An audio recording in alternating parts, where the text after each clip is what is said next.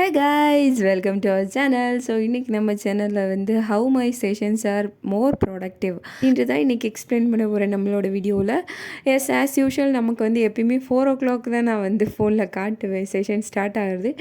இன்றைக்கி வந்து 5 o'clock தான் காமிச்சிருக்கேன். அதுக்கு ஃபுல் அண்ட் ஃபுல் ரீசன் வேறு யாருமே இல்லை, நம்மளோட செகண்ட் பிலவுடு சன். அவரால் தான் இன்றைக்கி வந்து ரொம்ப லேட் ஆகிருக்கு செஷன் ஸ்டார்ட் பண்ணுறதுக்கே. நேற்று நைட்டே ஃபிக்ஸ் பண்ணி வச்சுருந்தேன் தட் நாளைக்கு வந்து ப்ராடக்டிவ் விலாக் அதை தான் நான் வந்து எக்ஸ்பிளைன் பண்ணி வீடியோவில் சொல்லணும் அப்படின்னு பார்த்தா இன்றைக்கி ஏர்லி மார்னிங்கே சூப்பர் சம்பவம் ஆயிடுச்சு. பட் ஓகே, பரவாயில்ல. நம்ம நினச்சி வச்சுருந்த மாதிரியே இந்த செஷன் ஸ்டார்ட் பண்ணுறது, செஷன் எண்டப் பண்ணுறது வந்து நம்ம கையில் இல்லை. நம்ம வந்து ஒரு ஃபுல் அண்ட் ஃபுல் நம்ம ஸ்டடிக்குள்ளே மட்டும்தான் இருக்கிறோம். நமக்கு வேறு எந்த ஒரு இன்ட்ரப்ஷனும் கிடையாது, டிஸ்ட்ராக்ஷன் எதுவுமே கிடையாது.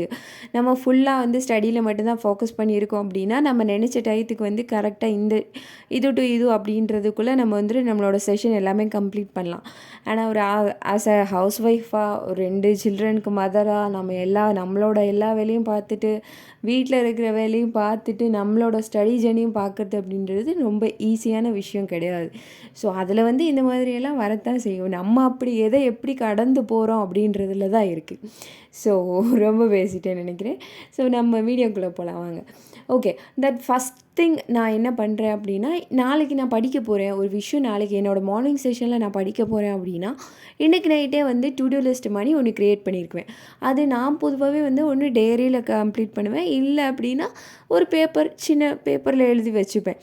இதுக்கு வந்து நீங்கள் வேணும்னா ஆப்ளிகேஷன் வந்து நிறைய நமக்கு ப்ளே ஸ்டோரில் கிடைக்கிது. ஸோ நீங்கள் ஆப்ளிகேஷனும் இன்ஸ்டால் பண்ணி யூஸ் பண்ணிக்கலாம், இல்லை நார்மலாக பேப்பரில் எழுதிக்கலாம், இல்லை எனக்கு டைரியில் எழுதிக்கலாம். அது வந்து உங்களோட விஷயம் தான். To make a to do list, அவ்வளோதான். ஃபஸ்ட்டு திங்கே வந்து டு டூ லிஸ்ட் நம்ம க்ரியேட் பண்ணணும்.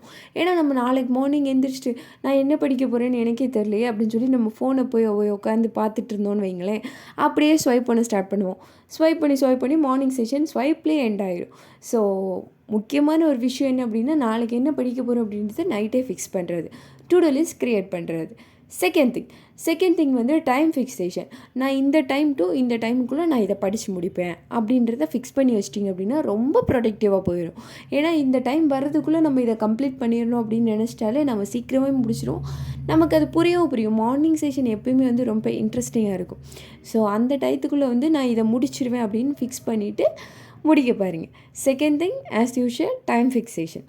Okay, now third thing to make a break.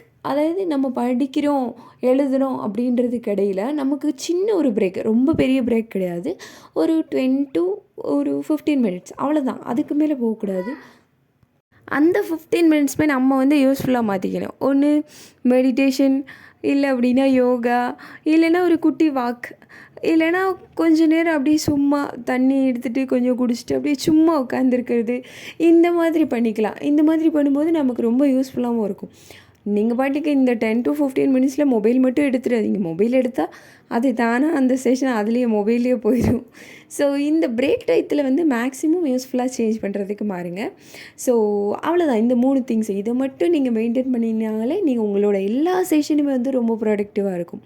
So இன்றைக்கி வீடியோவில் வந்து அவ்வளோதான்.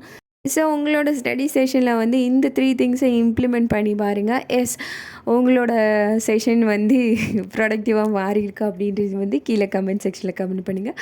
இதோட இந்த வீடியோ முடிஞ்சு அடுத்த வீடியோவில் பார்க்குறேன். பாய்.